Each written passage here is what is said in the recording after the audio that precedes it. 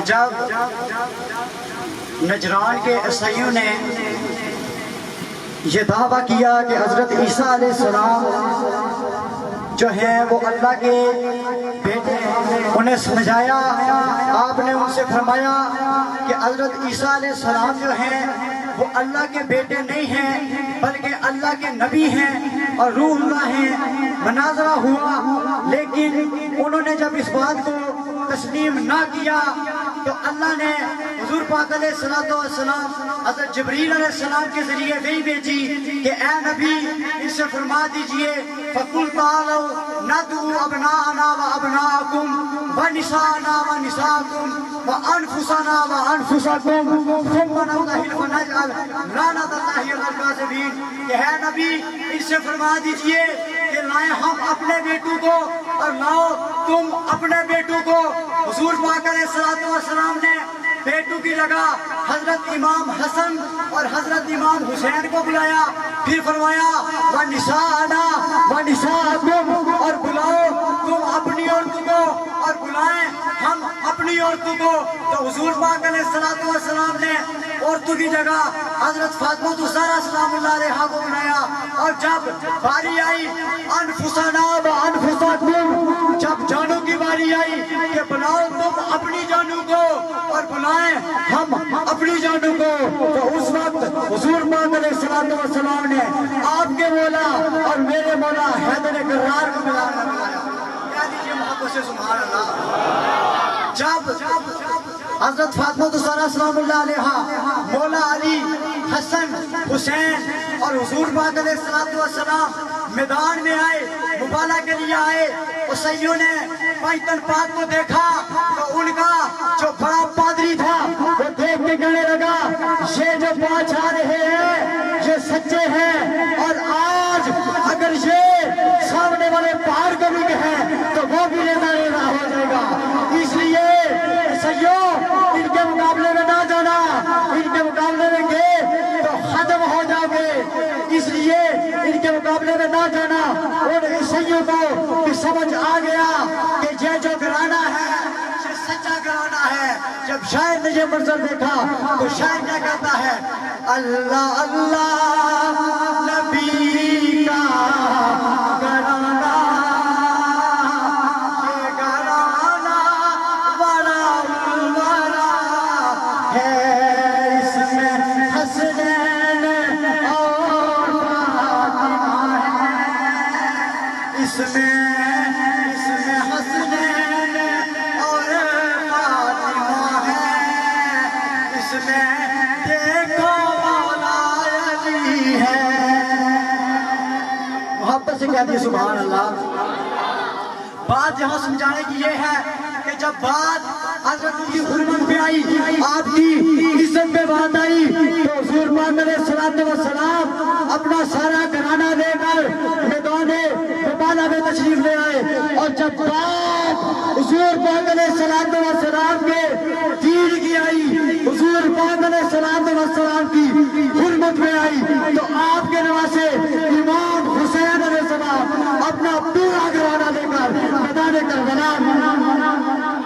یہ ہے امام حسین علیہ السلام، حضور پاک کے نواسے کی شان کہ پورا گھرانہ نہ کربلا میں لایا، بلکہ کربلا میں جانے کے بعد پورا کربلا میں اپنا وہ گھرانہ اپنا نانے کے دین کے لیے پیش کر دیا، اور یہ بھی پیش کرنے کے بعد اپنا جو سر تھا وہ بھی پیش کر دیا، ننھے علی اصغر بھی پیش کر دیے، علی اکبر بھی پیش کیا۔ عارف کریمیہ محمد بخش رحمت اللہ تعالی علیہ اس مقام پر لکھتے ہیں تو کہتے ہیں کہ عاشق عاشق اور ہر کوئی بڑے گا، اٹھی پگڑی کر کے عاشق بنیا لال علی دا، انہوں سے چڑھے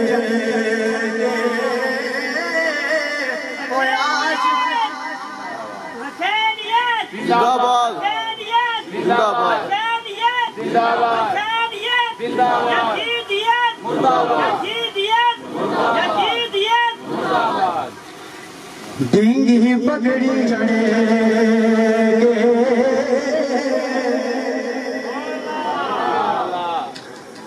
آج کل ایک بات بڑی مشہور ہے، عوام کافی سنا گیا ہے کہ کچھ علماء کرام اس طرح بھی کہتے ہیں کہ غم حسین میں رونا حرام ہے۔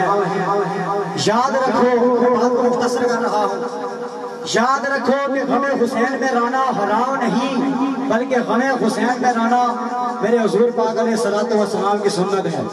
کہہ دیجیے سبحان اللہ۔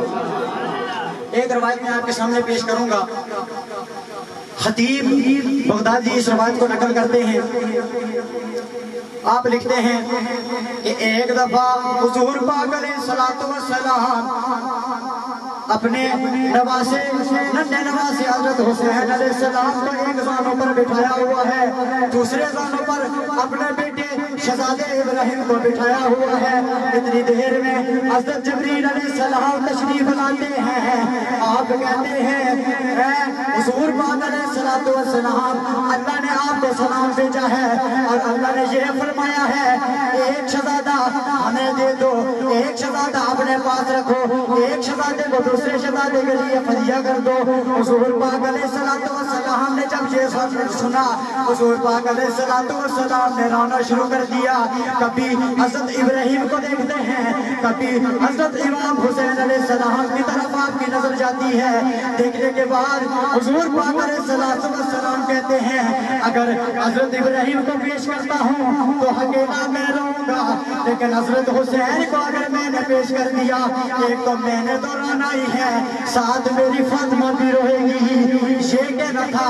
اس کے بعد حضرت محمد مصطفیٰ کہتے ہیں بے محمد اپنا رونا تو برداشت کر سکتا ہے، لیکن فاطمہ کا رونا برداشت نہیں کر سکتا۔ آپ کہتے ہیں، آپ نے حضرت ابراہیم علیہ السلام کو کہتے ہیں کہ میں قربان کرتا ہوں۔ آپ نے حضرت ابراہیم علیہ السلام کو قربان کیا اور ننھے نواسے کو کہا کہ اس کو میں اپنے پاس رکھتا ہوں۔ اور حضور پاک علیہ الصلوۃ والسلام یہاں امام حسین کے صرف سننا تھا امام حسین کا، اور آپ کی آنکھوں سے آنسو جاری ہو گئے۔ آج کل کچھ لوگ کہتے ہیں ہمیں حسین میں رونا نہیں چاہیے، ہمیں حسین میں تو خوشی کرنی چاہیے، جشن منانا چاہیے۔ میں ایک مثال آپ کے سامنے پیش کرتا ہوں۔ اگر ایک خاندان کے کچھ احباب یہاں سے چلے جاتے ہیں کہیں سفر پر، راستے میں سارے شہید ہو جاتے ہیں، اور ہم ان کے اہل و عیال کے گھر جا کر انہیں کہتے ہیں کہ آپ کا سارا گھرانہ شہید ہو گیا ہے، اور سارے مل کے جشن کرتے ہیں، اور سارے مل کے جشن کرتے ہیں، تو ان پر کیا گزرے گی؟ ان پر غم کی کیفیت آ رہی ہے۔ آج کچھ لوگ یہ کہتے ہیں کہ غم حسین میں رونا حرام ہے۔ غم حسین میں رونا حرام نہیں، بلکہ ایک اور روایت بھی ہے، اس کے علاوہ بھی بے شمار روایات ہیں جن سے یہ ثابت ہے کہ غم حسین میں رونا سنت ہے۔ قلندر لاہوری علامہ محمد اقبال رحمۃ اللہ علیہ کہتے ہیں کہ رونے والا ہوں شہید کربلا کے غم میں، ہوں شہید کربلا کے غم میں، کیا درے مقصد نہ دیں گے ساقی کوثر، کیا درے مقصد نہ دیں گے ساقی کوثر مجھے۔ آخر میں آپ تمام امی باپ سے یہ یاد ہے شعر کی صورت میں کہ وابستہ رہو دامن اولاد علی سے، محشر میں اسی گھر سے ہے امید وفا کی، قائم ہو بدن سے جب کفن کی نسبت، چہرے سے عیاں ہو پنج تن کی نسبت، یا الہی میری تقدیر میں لکھ دے تا حشر زہرا و علی حسین و حسن کی نسبت۔